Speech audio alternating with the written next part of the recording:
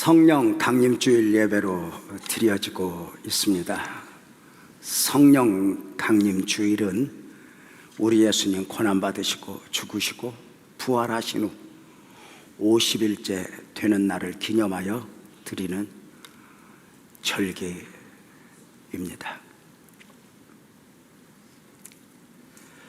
성령 강림주일 예배하러 오신 성도님들을 성경의 질문 앞으로 초대합니다. 두 가지 질문입니다.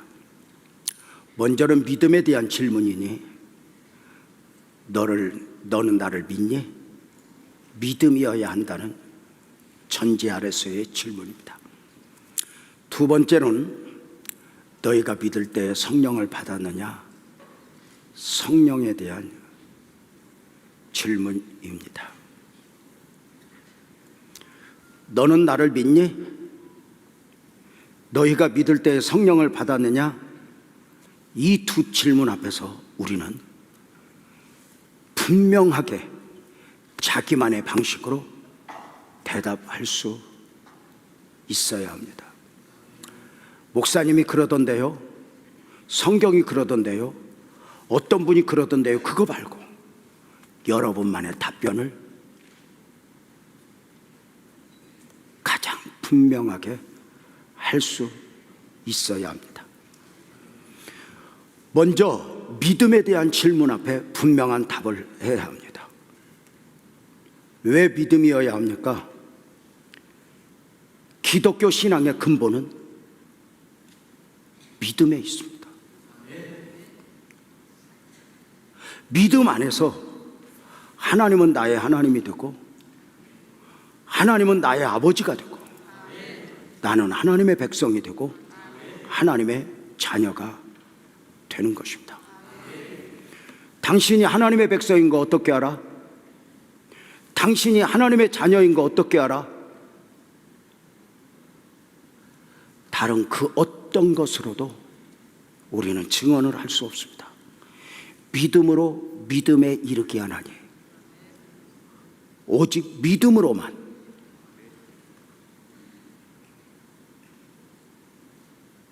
답을 할 수 있을 뿐입니다. 하나님이 믿음을 요구하는 방식이 무엇입니까? 하나님이 믿음을 요구하는 이유가 무엇입니까? 하나님은 오늘 또 우리에게 주시고 싶은 것들이 너무 많은 거예요. 주 예수를 믿으라 그리하면 너와 내 집이 구원을 얻으리라. 구원을 비롯하여 구원받은 백성으로 삶을 살아가는 동안 우리가 이 땅에서의 필요 있어요. 많은 필요가 있는데 하나님이 이 모든 것을 우리에게 주시고 싶은 거예요. 얼마나 주고 싶으시냐? 그래서 하나님 당신은 우리에게 스스로 아버지라 불리우기를 기뻐하셔요. 내가 너에게 있어야 할 것 다 알아. 그렇게 하나님이 우리에게 주시고 싶은 게 너무 많아요. 그런데 하나님이 그 주시고자 하는 것들을 하나님이 어디에 담아주시냐면 믿음이라는 그릇에 담아주시는 거예요. 구원을 비롯해서 하나님이 주시는 온갖 선물들을 어디에 담아주셔? 성품이 아니에요. 능력이 아니에요. 어디에? 믿음에 담아주셔요. 그래서 하나님은 온갖 것을 우리에게 주시고자 하여 오늘 또 우리에게 믿는 거예요. 너 나 믿니?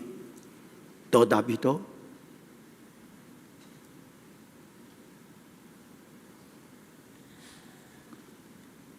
문제는 그렇게 믿음을 물으실 때 말씀으로만 묻는 게 아니에요. 삶으로 물어요.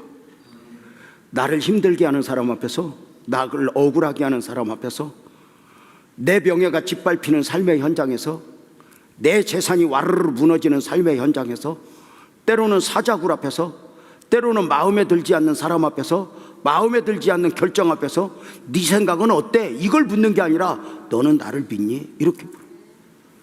내 뺨을 치는 사람 앞에서 물어요. 너는 나를 믿니? 믿음을 묻는 거예요. 믿음이 믿음 되어야 하나님이 주시는 온갖 은혜들을 다 담아낼 수 있는데 믿음이 믿음 되지 못하면 믿음이 무너져 있거나 믿음이 더러워 있거나 믿음이 깨져 있으면 하나님이 주시는 것들을 담아낼 수가 없는 거예요. 그래서 이렇게 말하잖아요. 하나님이 안 주신 것이 아니라 우리가 못 받은 건 아닐까? 믿음이 믿음 되어야 이 많은 것을 담아낼 수 있거든요. 믿음의 증거가 어디에 있어요? 믿음에 있어요. 당신 예수 왜 믿어? 당신 교회 왜 다녀? 그때 좀 저들이 원하는 방식으로 좀 답을 할 수 있으면 좋겠어요. 믿음 말고 믿음으로 믿음에 이르게 하나니, 내가 교회 다니는 이유를 믿음으로 증명하는 거고 내가 예수를 믿는 이유를 믿음으로 증명하는 거거든요. 이 믿음을 이해하지 못하는 분들은 외적인 증거를 가지고 좀 믿음의 증거를 찾고 싶은 거예요. 어떻게? 그들만의 방식으로 대답할 수 있으면 얼마나 좋겠어요. 너 교회 왜 다니니? 너 예수 왜 믿니? 너 그제 우리 집 빌딩 산 거 보면 몰라, 뭐 이런 거. 간단하잖아. 너 예수 왜 믿니? 교회 왜 다니니? 너 그제 우리 집 마당에서 석유 나온 거 몰라, 뭐 이런 거. 그런데 너 예수 왜 믿니?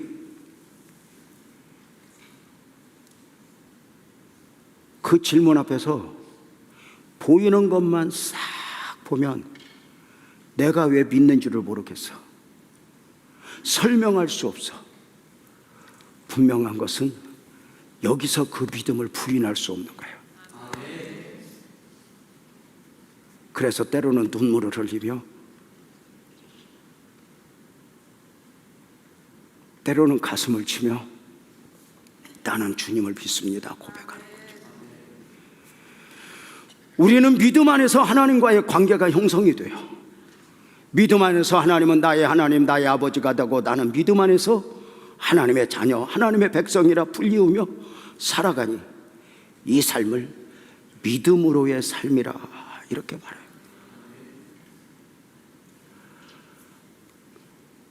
로마서 1장 17절은 말씀하죠. 오직 의인은 믿음으로 말미암아 살리라. 놀랍게도 성경은 이 땅을 살아가는 모든 사람들에게 믿음을 요구하지 않아요. 오직 의인은 죄와 사망에서 자유했어? 복음을 알았어? 천국 백성이 되었어? 그렇다면 너는 믿음으로 살아야 돼.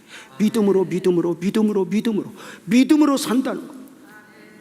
믿음으로 산다는 것은 무엇을 말해요?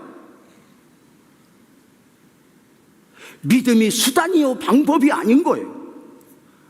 더 잘 살기 위하여, 출세하고 성공하기 위하여, 자식 잘 키우기 위하여 믿는 게 아니라 어느 날부터인가 내 삶의 믿음이 중심인 거예요. 믿음을 놓지 않는 거예요. 이 믿음으로의 삶을 잘 살아야 돼요. 이 믿음이 짐이 되지 않으려면, 여러분, 우리가 믿음 안에서 하나님과의 관계가 형성이 되었다고 했어요. 근데 믿음으로 잘 살려면 우리가 이 말을 이해를 해야 돼요. 관계와 교제.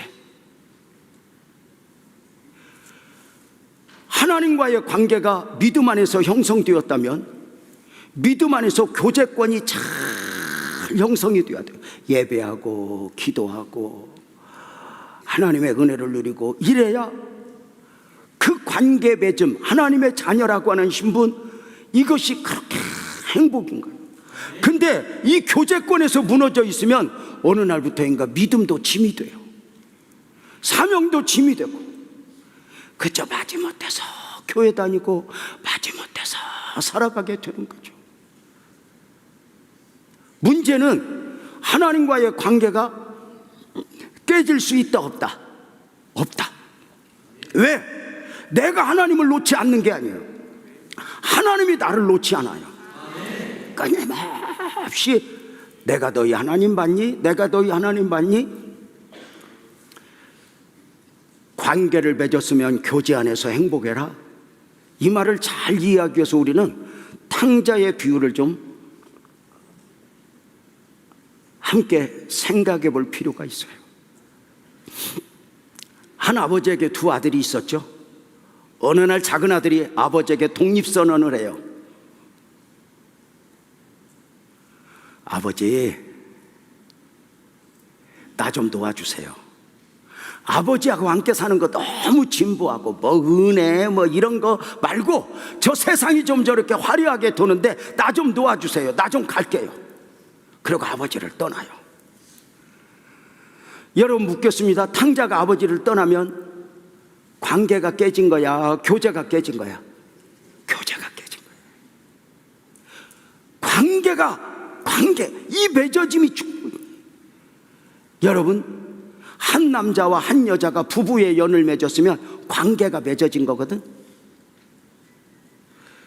사람은 본능적으로 혼자 살 수 없어요. 하나님이 그렇게 남자와 여자로 만드셨어요. 그래서 본능적으로 사람은 짝을 찾아요. 내 짝이 어디 있을까? 빠른 사람은 유치원 때부터 찾아. 내 짝이 어디 있을까? 내 짝이 어디 있을까? 그 짝을 만나면 얼마나 또 환상입니까? 얼마나 그 짝. 저는 이제 담임 목사로 35년을 살아가면서 끊임없이 했던 것 중에 하나가 송구영신 예배 드릴 때 새해를 맞으면서 성도들 한 분을 축복하고 싶은 거예요. 어느 순간부터 혼자 감당할 수 없어서 이제 부목사님들하고 쭉 서서 이제 축복 안수를 하는데, 그 많은 성도들 축복할 때 내가 다 하고 싶지만 할 수 없어요. 그래서 예수의 이름으로 안수하는 것이니만큼 좀 서로 양보해서 부목사님들에게 가서 기도를 받았으면 좋겠어요. 근데 어디 그래요? 죽어도 담임 목사 체질이 있어요.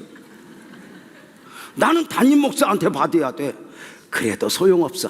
호랭이 같은 장로님 세워놓고 순서에 따라 저리가 이리가 하는 거예요. 이길 수 없어.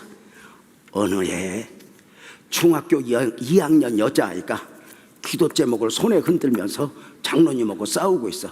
나 담임 목사님한테 가서 기도 받아야 되겠다. 야, 너 담당 목사님 저기 있으니까 가서 받아. 아니, 난 담임 목사님부터 받는다고. 저러다 쌈나게 생겼어. 내가 장로님 그 아이한테 기도 제목이 있는가 봐. 나한테 보내. 너 감사합니다. 그리고는 그냥 내배웠어. 헌금 봉투를 탁 대미는데 그 기도 제목을 보면서 이래서 왔구나 싶었어. 그 기도 제목이 뭐냐면 중학교 2학년 여자의 기도 제목. 하나님, 지금 남친하고 영원히 함께하게 하소서.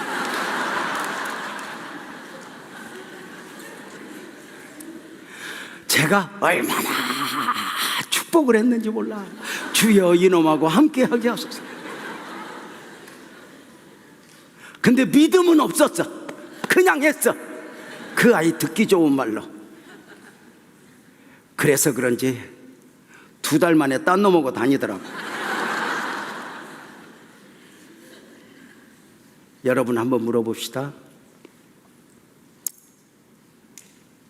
한 남자와 한 여자가 부부의 연을 맺어 관계를 형성하여 결혼하면 행복해요, 안 행복해요?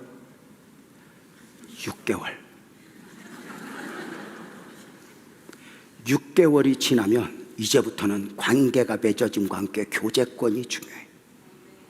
사랑하고 용서하고 내려놓고 고마워하고 마음에 없는 말도 자꾸 노려가면서 이쁘다고 하고, 그래야 사는 거야.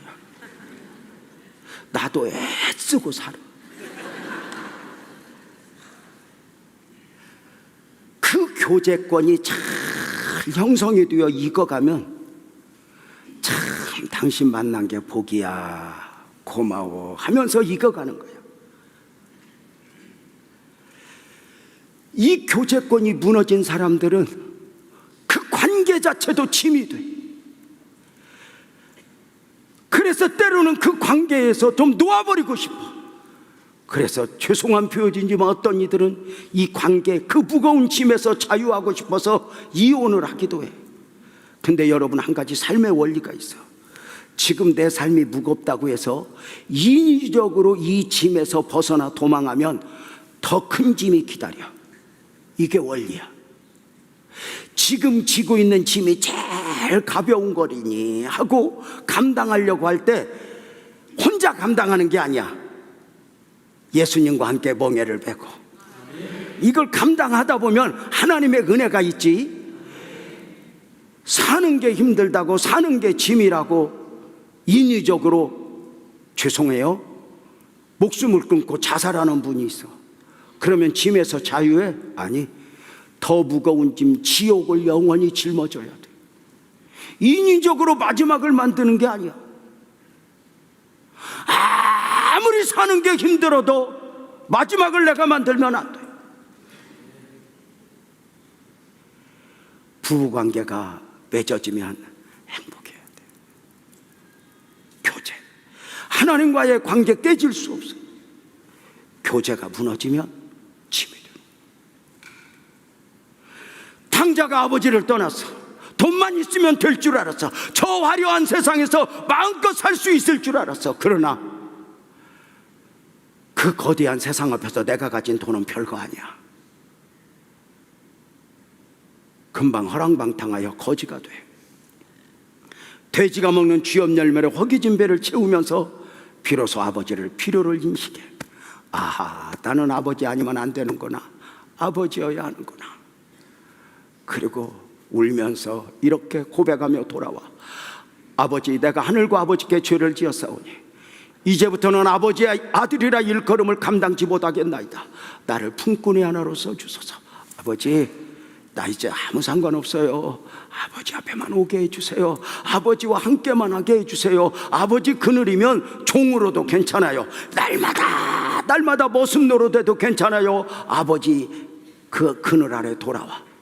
그 돌아오는 아들을 기다렸던 만큼이나 아버지는 얼마나 그 아들을 반기는지 품에 안고 얼마나 좋은지. 살찐 송아지를 잡아 온 마을 사람들을 초대하여 잔치를 베푸.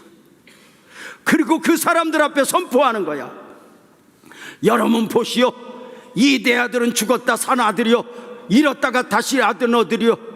내가 옷을 갈아입혔어.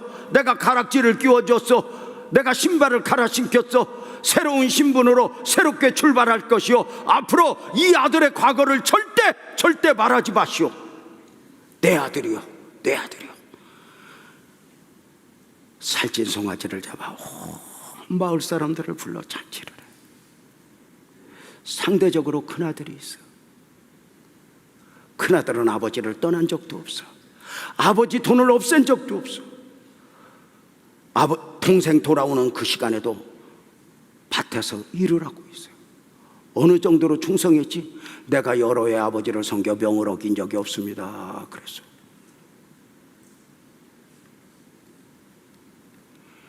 그런데 여러분, 여기서 우리는 충격을 받아야 돼. 집을 나갔던 탕자가 돌아올 때, 동생이 돌아올 때 누가 제일 싫어해?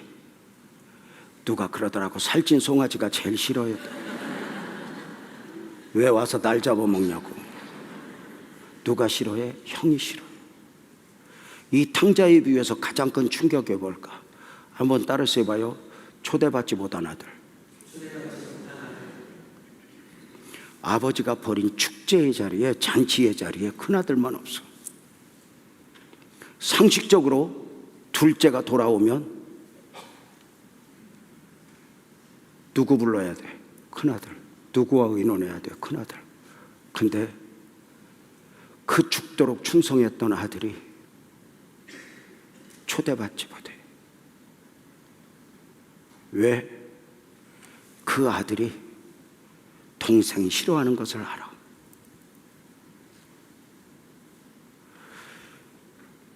집을 나간 탕자도, 집안에 있는 큰아들도 교제권에 문제가 생긴 거예요. 교제를 하려면 뭐지? 내가 원하는 나를 내려놔야 돼. 내가 원하는 아버지를 고집하는 것이 아니라 아버지가 원하는 아들이어야 돼. 아버지 마음을 조금만 이해했다면 큰아들은 느낌이 달라져. 어떻게? 아버지, 나 며칠 휴가 좀 줘요. 왜? 나 좀 쉬고 싶어요. 힘들었구나. 네, 아버지. 그래, 며칠 쉬거라.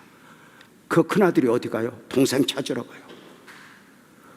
동생한테 가서 너 빨리 돌아와. 아버지 저러다 돌아가시겠어. 또 얼마나 기다리는 줄 알아? 이게 큰아들이에요. 이게 충성이에요. 내가 하고 싶은 대로 하는 게 충성이 아닌 거예요. 여러분 한번 물어봅시다. 말씀을 듣고 보니까 큰아들이 탕자야, 작은 아들이 탕자야? 둘 다. 작은 아들은 집 밖에 탕자, 큰 아들은 집 안에 탕자. 작은 아들은 교회 밖에 탕자, 큰 아들은 교회 안에 탕자.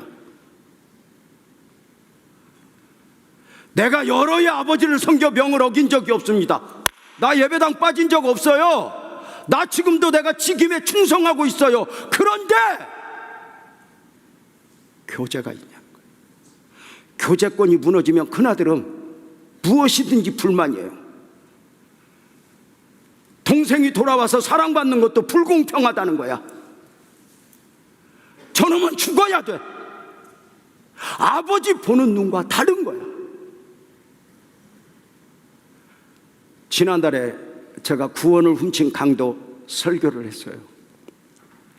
평생에 못된 짓만 하다가 십자가에 달려 예수님 곁에서 마지막 내가 믿습니다, 당신의 나라에 임하실 때 나를 기억하소서 해서 구원받은 그것 보고 세상에 이런 불공평이 어디 있냐고 그랬어요. 빠져들려. 그런데 그 십자가의 강도로 보니까 그렇지, 그 강도가 내 아들이면 불공평을 보겠어, 은혜를 보겠어? 은혜를 보지.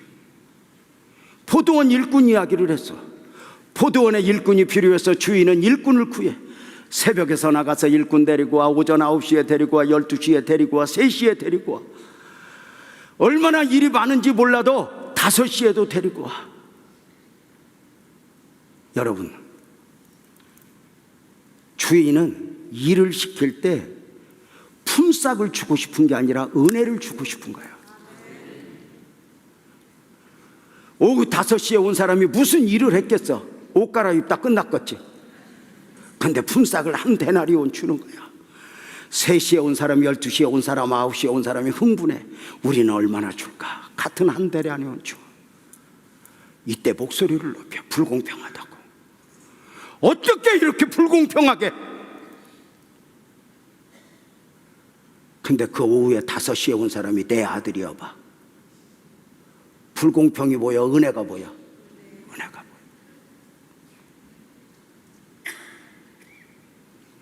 우리는 대통령을 보며 불공평하대.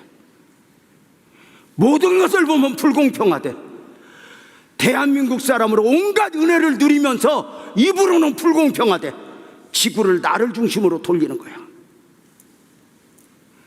세상에 누가 나를 만족시켜? 나도 나를 만족시키지 못하는데. 삶에서 불공평을 봐야 돼? 은혜를 봐야 돼? 은혜를 봐야 돼.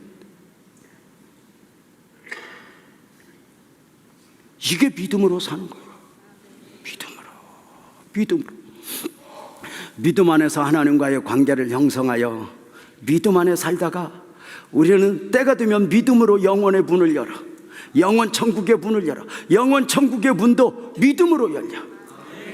성품으로 어디서 착한 일 했다 이런 걸로 열리는 게 아니야. 오직 믿음. 어릴 적부터 교회 다닌 분 있어요? 저 어릴 적부터 교회 다녔는데요, 노래 한번 해봅시다. 제가 앞에 해볼게요. 여러분이 뒤에 해봐요. 돈을 얻어볼까요? 제대로 해봐. 제대로. 성가대 자기들 할 때는 잘하고. 다시 2층도 돈을 얻어볼까요? 하나님 나라. 힘을 얻어볼까요? 하나님 나라. 다 함께 거듭나면 가는 나라, 하나님 나라. 믿음으로 가는 나라, 하나님 나라. 2절도 해볼까요? 벼슬 얻어볼까요? 하나님 나라. 지식을 얻어볼까요? 하나님 나라. 3절은 이렇게 생겼어요. 어여뻐 얻어볼까요? 하나님 나라. 맘 착해 얻어볼까요? 하나님 나라. 함께 거듭나면 가는 나라, 하나님 하나님 나라, 믿음으로 가는 나라, 하나님 나라. 믿음 안에서 어느 순간 은혜 가운데 하나님의 자녀가 되었고 하나님을 아는 자가 되어 믿음으로 살다가 믿음으로 영혼의 문을 열어야 하는데, 그 과정까지 우리 삶이 믿음으로 살며 믿음을 지켜야 하는데 이게 쉽지 않은 거예요. 믿음으로 살려고 몸부림을 치면 몸부림을 칠수록 거기까지 늘 한계에 부딪혀. 내 힘으로 안 된다, 내 힘으로 안 된다 느끼는 거예요. 그렇게 믿음으로의 삶을 버거워하는 우리에게 성경은 두 번째 질문을 해. 너희가 믿을 때에 성령을 받았느냐? 이렇게. 네 힘으로 안 되지?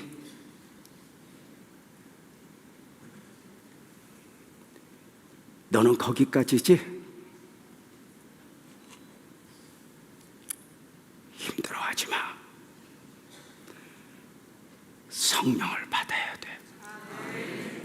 사도행전 19장 2절 3절 한번 읽어볼까요? 시작.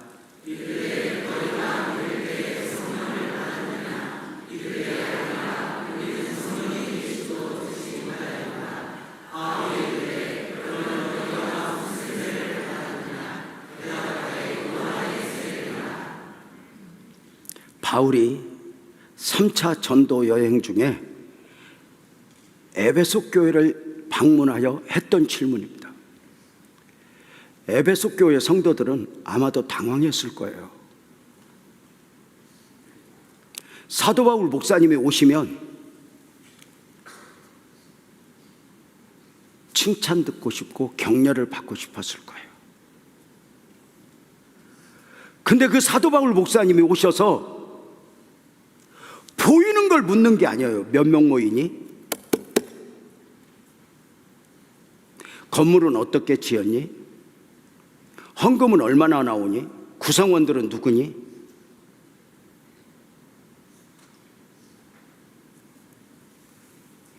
보이는 걸 묻는 게 아니에요. 이렇게 물었어요. 너희가 믿을 때에 성령을 받았느냐?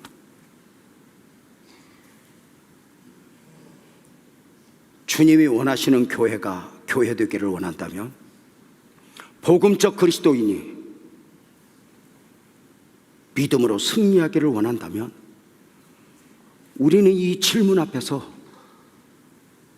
소화를 해낼 수 있어야 해요. 왜요? 교회가 교회되는 원리, 성도가 성도다워지는 원리는 외적인 데 있는 게 아니에요. 얼마나 잘 사냐, 자식 잘 키웠냐, 성공했냐가 아니라 성령 안에 있어지는 것입니다. 사랑하는 여러분, 주님이 원하시는 교회, 진정한 교회는 건물도 아니고 사람 수도 아니에요. 성령의 능력을 상실하면 거대한 무덤이 되고 말아요. 유럽 교회가 보여주잖아요. 그 화려한 교회에 오늘날부터인가 성도는 없어요. 관광객만이지. 어떻게 이 정도 건물을 지었지? 어떻게 이렇게 아름답지? 근데 영적인 것은 보이지 않아요. 안타까운 것은 오늘날 우리 조국 교회가, 그렇게 은혜를 사모하던 교회가, 그렇게 은혜를 사모하던 성도들이 영적인 맛을 잃어간다는 거예요. 하나하나. 너희가 믿을 때에 성령을 받았느냐? 선택이 아니에요. 성령 강림은 하나님의 약속이죠. 요한복음 14장 16절 17절 한번 볼까요? 한 목소리로 한번 읽어봅시다. 시작.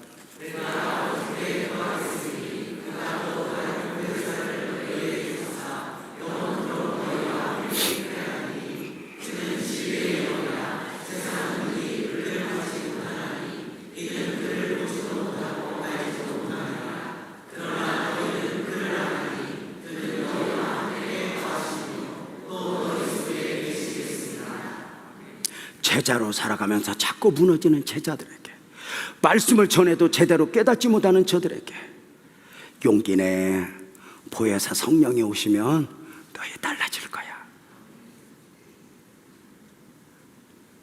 우리 주님 복음 사역을 완성하시고 부활하신 후에도 제자들에게 주신 약속이 있죠. 사도행전 1장 4절 5절 한번 읽어볼까요? 시작.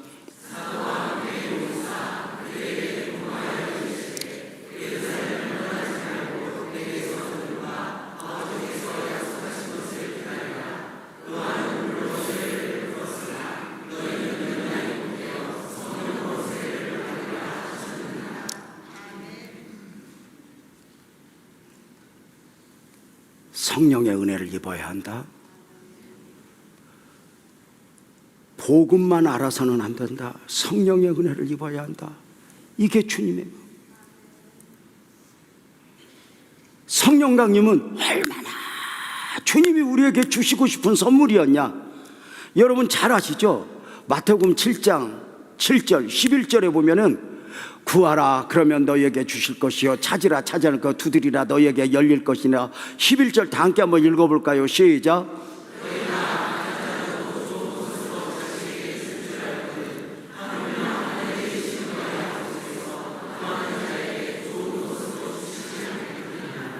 구해라 그러면 내가 너희에게 좋은 것 줄게. 이 좋은 것이 무엇일까? 누가복음에서 색깔이 달라지잖아요. 누가복음 11장 10절 13절 한번 읽어볼까요? 시작.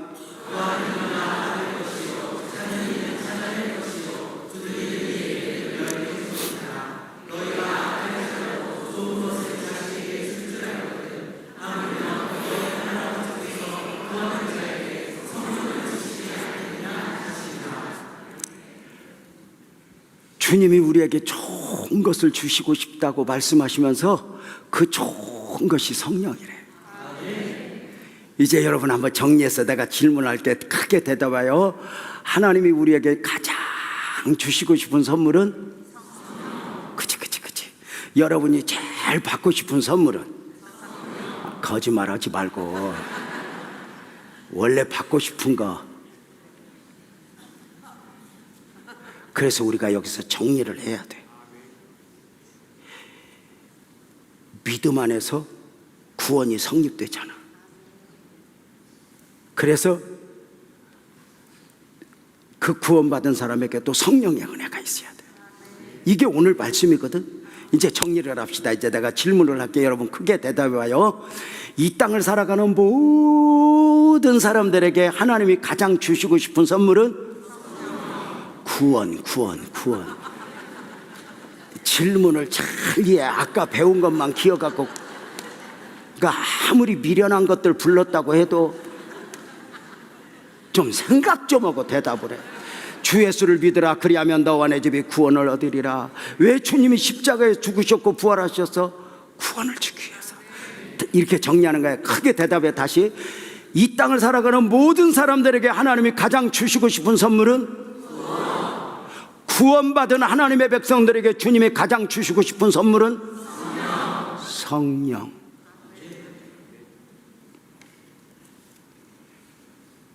성령의 은혜 안에서 믿음으로 살고 사명을 감당하는 것. 그런데 또 다른 게 있어. 구원은 값없이 주어지는 선물이야. 은혜 안에서.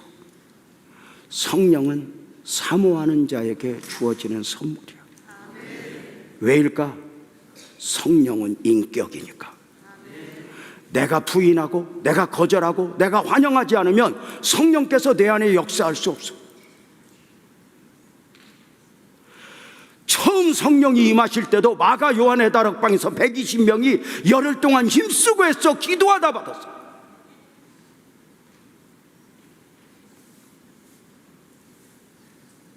너희가 믿을 때에 성령을 받았느냐? 성령을 받지 못했던 당시 에베소 교회, 그 에베소 교회를 한번 생각을 해볼까요? 당시 에베소 교회는 아블로식 교회라 할 수 있어요. 성령이 임하기 전에 교회. 에베소 교회를 시무했던, 에베소 교회 담임 목사였던 아볼로에 대해서 성경은 뭐라고 있는가? 사도행전 18장 24절에 보면은 알렉산드리에서 난 아볼로나 하는 유대인이 에베소에 이르니 이 사람은 언변이 좋고 성경에 등한 자라. 여러분, 성경이 인정을 했다니까 성경에 능통한 자라고. 모르는 게 없다 그 말이야. 성경에 능통하기만 한 게 아니야. 언변이 좋으니까 설교도 잘했어. 그냥 성경에 그냥 율법적으로만 안 게 아니야. 사도행전 18장 25절 봐요. 그가 일찍이 주의 도를 배워 열심으로 예수에 관한 것을 자세히 말하며 가르치나. 그때 당시에 그 철학이 난무하던 시대에 예수의 도, 십자가와 부활의 복음을 자세히 믿는 사람들에게 설명을 했어요. 어느 정도로 대단하냐? 18장 27절 28절 한번 볼까요? 함께 시작.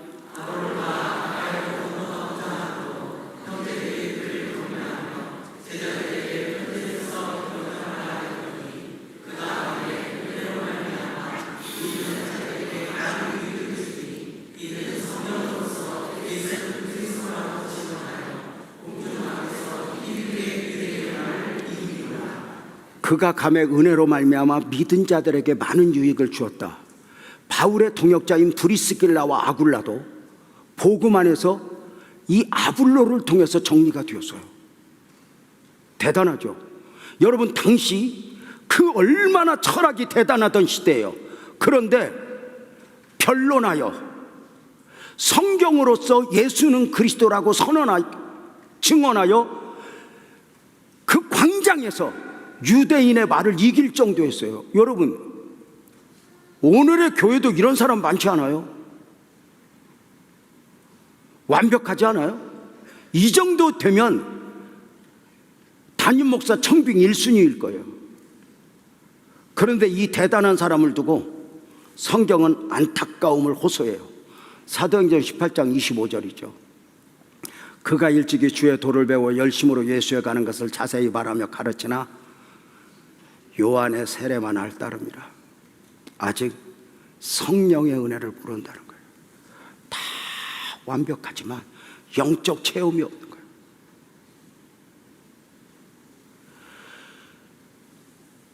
그 쟁반의 구슬처럼 정말 아름답게 복음을 전하는데 뭔가 인격적이고 대단한데 성령의 은혜를 모르는 거예요. 영적인 맛이 없는 거예요.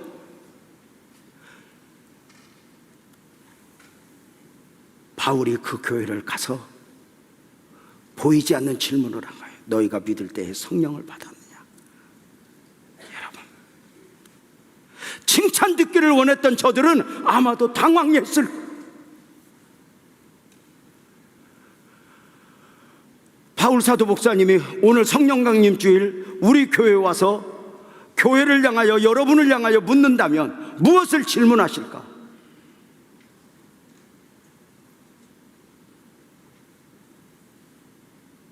너희가 믿을 때 성령을 받았느냐?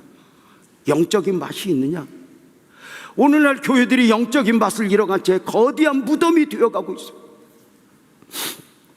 원로 목사로 삶을 살아가면서 이렇게 많은 곳에 다니면서 종종 목사님들이 물어요. 담임 목사님 세우실 때 어떤 기준이 있었어요, 목사님? 왜 세운 거야? 그때마다 이렇게 답을 해요. 먼저 학력 있어, 능력 있어, 이것보다 먼저 이렇게 말해요. 우리 담임 목사가 광야를 살아봤어. 울어봤고 아파봤어. 자기가 광야에 살아보지 않으면 성도들의 아픔을 말로는 이해하지만 진짜 이해할 수 없거든요. 두 번째, 왜 담임 목사를 후임으로 정했어? 우리 담임 목사가 그 거친 광야를 거치면서 성령의 은혜를 입었어. 영적인 맛을 알아. 나는 그게 좋아. 때로는 좀 투박하지만 그 영적인 맛을 성도들에게 함께 공유하는 그 모습이 그렇게 좋은 거예요. 제가 얼마나 많은 곳을 다녀요. 얼마나 대단한 사람들을 만나겠어요. 여러분 인터넷에 보세요. 얼마나 좋은 설교자들이 많은지. 근데 안타까운 게 뭔지 아세요? 영적인 맛이 없어요.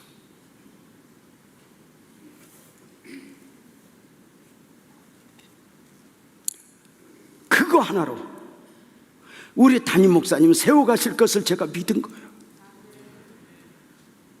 물론 가끔 조금 마음에 안 들 때도 있어요. 왜 저럴까? 그런데 괜찮아. 왜? 영적 중심을 잡고 있으니까. 그 정도야 뭐. 잘하려고 하는데 뭐. 여러분도 반찬 잘하려고 하는데 잘 안 될 때 있잖아. 근데 고마운 거지. 그래서 저는 원로 목사로 살아가면서 사실 걱정이 없어요. 우리 담임 목사가 열심히 하고 우리 장로님들이 얼마나 그 담임 목사님 지켜주면서 동역자의 사역을 감당하는지 고마운 거죠.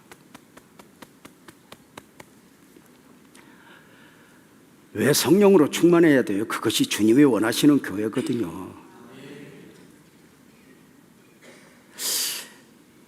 주는 그리스도시요 살아계신 하나님의 아들입니다. 베드로의 고백이 있은 후에 주님이 마태복음 16장 18절에 처음으로 교회에 대한 말씀을 하셔요.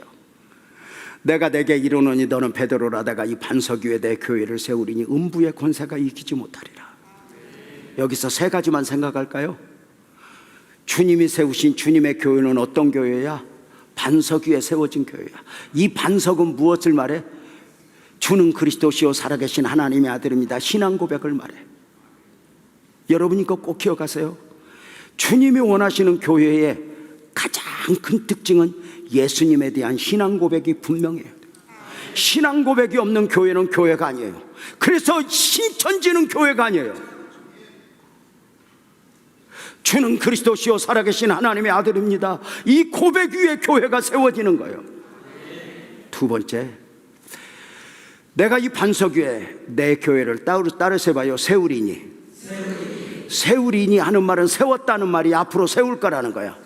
세울 거라는 거야. 그러면 주님이 원하시는 교회는 먼저는 신앙 고백이 있는가? 언제 주님의 교회가 완성돼? 마가 요한의 다락방에 성령이 임하실 때 교회가 완성돼. 그래서 주님이 원하시는 교회냐 할 때 우리가 반드시 주목해야 될 부분은 신앙 고백이 있는가? 성령의 은혜를 사모하는 교회인가? 성령님의 은혜를 갈망하는 교회인가? 영적인 거룩한 욕심을 가졌는가? 이거예요. 음부의 권세가 이기지 못하는 교회는 어떤 교회예요? 성령으로 말미암은 교회. 성령의 은혜가 아니면 부활의 신앙도 십자가의 신앙도 능력이 될 수가 없어요. 아는 것만 가지고는 안 되는. 안타깝게도 어느 날부터인가 한국교회가 점점 배운 사람이 많아지고 그리고 삶이 윤택해지면서 어느 날부터인가 아블로 목사님을 원하는 거야.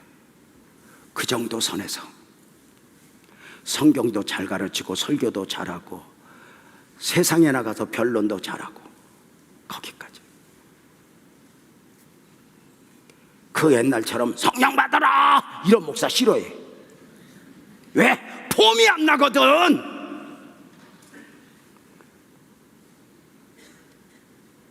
근데 여러분 그 성령의 은혜를 갈망하면서 한국교회가 여기까지 왔어요. 근데 어느 날부터인가 교회가 그 영적인 맛을 잃어가.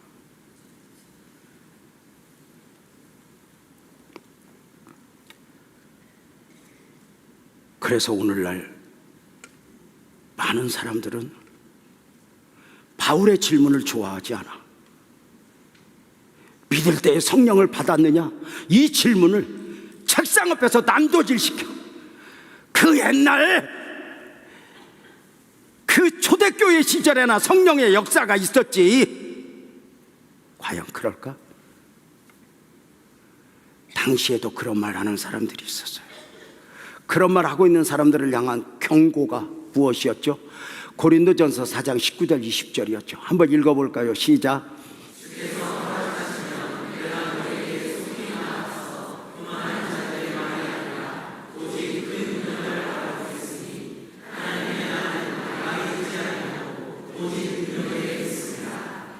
내가 능력을 붓겠다. 능력을 붓겠다.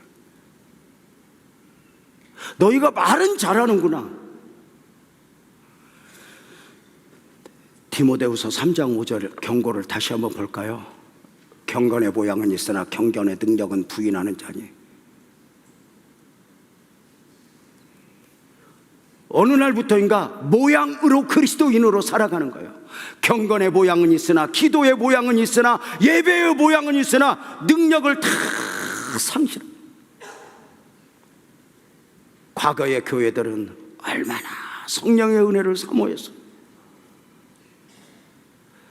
기도의 자리에 끌고 갔고 힘쓰고 했어. 하나님 앞에 몸부림을 치며 영적인 체험, 영적인 간증들을 안기 위하여 얼마나 몸부림을 쳤어요.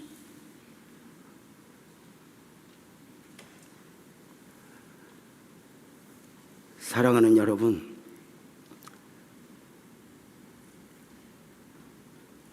왜 성령을 받아야 돼? 성령이 충만하면 축복이 있고 능력이 있는데, 여러분 아셔요? 성령으로 충만하면 좋아하는 것이 달라지게 돼요. 어느 날부터인가 영적인 맛을 알았기에 그 세상 재미, 세상의 아름다운 거 그 여행 못 가서 막 미치고, 인천공항 막 복잡하면 괜히 가지도 않으면서 시벌시벌하고,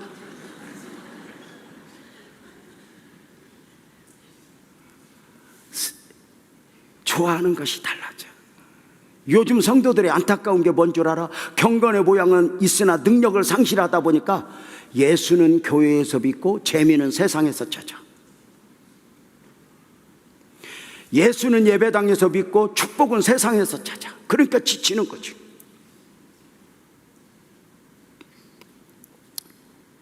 성령으로 충만하면 사는 목적이 달라져. 살아야 되는 이유가 달라지는 거예요. 더 잘 살고 싶고, 더 대단해지고 싶고, 그러지 말라는 게 아니야. 세상 살아보면 잘 살고 싶고 대단하고 싶은 거 다 그 세월의 연수가 더해가면 다 별것 없어져. 다 거기서 거기야. 이 모든 걸 품었던 솔로몬이 헛되니 모든 것이 헛되다고 말하잖아. 영적인 것만 영원해. 사는 목적이 달라져. 사복음서 제자들하고 사도행전의 제자들이 달라. 어떻게 달라? 사복음서 제자들은 제자가 되었지만 제자가 원하는 제자야. 예수님이 수단과 목표였던 거야. 예수님을 통해서 출세하고 싶고 성공하고 싶은 거야. 사도행전에 와서 제자들이 달라져. 예수님이 목적이 돼. 40에 하나 감암매를 5번 맞아도 3번 대장으로 맞아도 죽었다고 수없이 던져도 나는 가리라. 사나 죽으나 주님의 것이요. 이렇게 찬송할 수 있는 사람은 내가 원하는 나의 배이면 안 돼. 탕자의 비유에서 안타까운 게 뭐지? 아버지가 원하는 아들이어야 하는데 순간순간 내가 원하는 나이고 싶은 거예요. 성령으로 충만하면 죄를 이길 능력이 있어져. 여러분 죄송해요. 예수님의 제자들이 예수님을 배반하고 저주하고 고기 잡으러 갈 때 십자가와 부활 전에 갔어요? 십자가와 부활을 보고 갔어요? 보고 갔어요. 못자국 창자국 만져보고 고백을 다 하고 고기 잡은 거예요. 복음을 몰라서, 복음을 안다고 죄를 이기는 게 아니라니까. 담임 목사 직임을 갖고 있고 원로 목사 직임을 갖다고 있어 죄가 멀리 있는 게 아니라니까. 얼마나 우리를 넘어뜨리려고 죄가 문 앞에 와요. 문을 열면 죄가 있잖아요. 저도 원로 목사로 살아가면서 좀 이 정도 목사로 살았으니까 좋은 것만 품고 좋은 것만 생각하고 좋은 것만 보면 좋겠어요.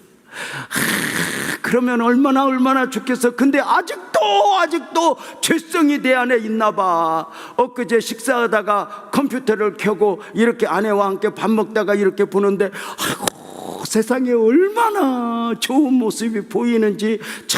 남미 멕시코만의 해수욕장, 그 남미 여자들이 나오는데 엉덩이 막 이만한 여자들, 그 해수욕복 그 비키니 똥꼬만 가린 거 있잖아. 막 그걸 보는데 얼마나 풍성한지. 여보야 이것 좀 봐라. 세상에 나 언제 멕시코 또 가야겠다.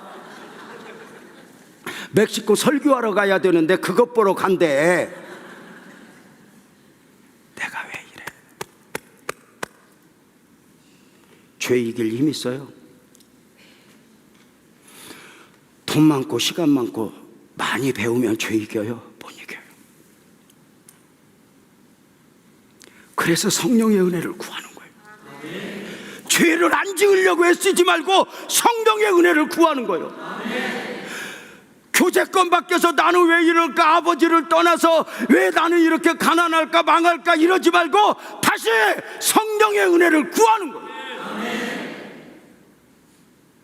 그 은혜가, 아멘 해봐, 나 지켜줘. 그 은혜가 나를 축복하는 거예요.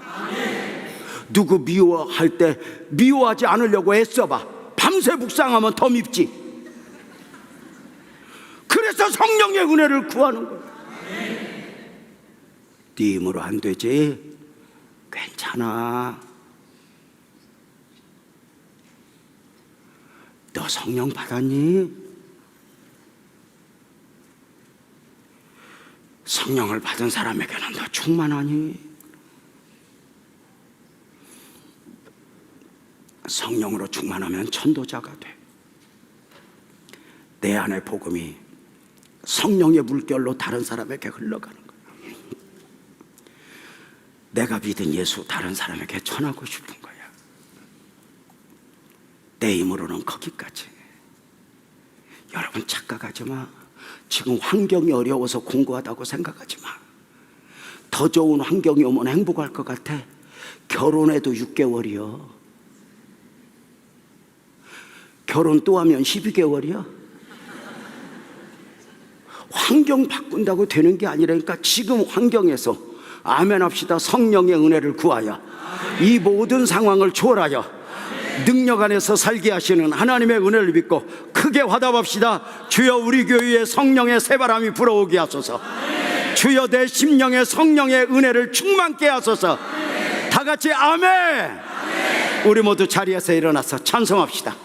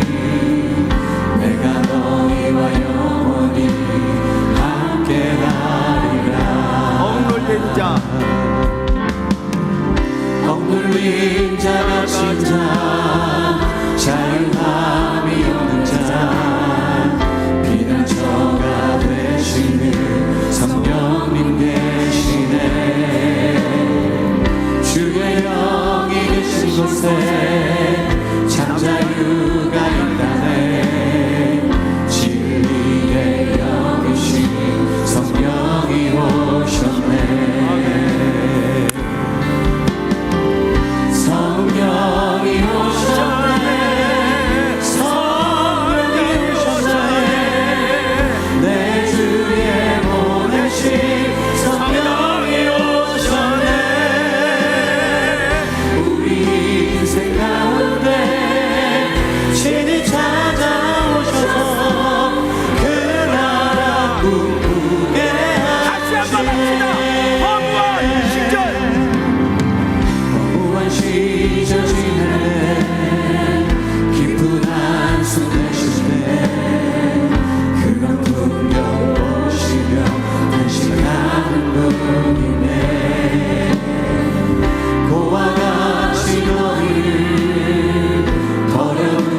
아멘이에요?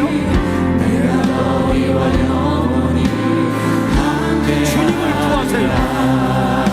억눌린 자, 억눌린 자가 진자 자유함이 없는 자 비난처가 되시는 성령님 계시네 주의 영이 계신 곳에 참 자유가 있다네 진리의 영이신 성령이 오셨네 우리 두 손 바짝 들고 성령의 성령이 오셨네 성령이 오셨네 내 주에 보내신 성령이 오셨네 우리 인생 가운데 신이 찾아오셔서 그 나라 꿈꾸게 성령이 오셨네. 성령이 오셨네 성령이 오셨네 내 주에 보내신 성령이 오셨네 우리 인생 가운데 신이 찾아오셔서 그 나라 꿈꾸게 우리 목소리로만 성령이 오셨네. 성령이 오셨네 성령이 오셨네 내 주에 보내신 성령이 오셨네 우리 인생 가운데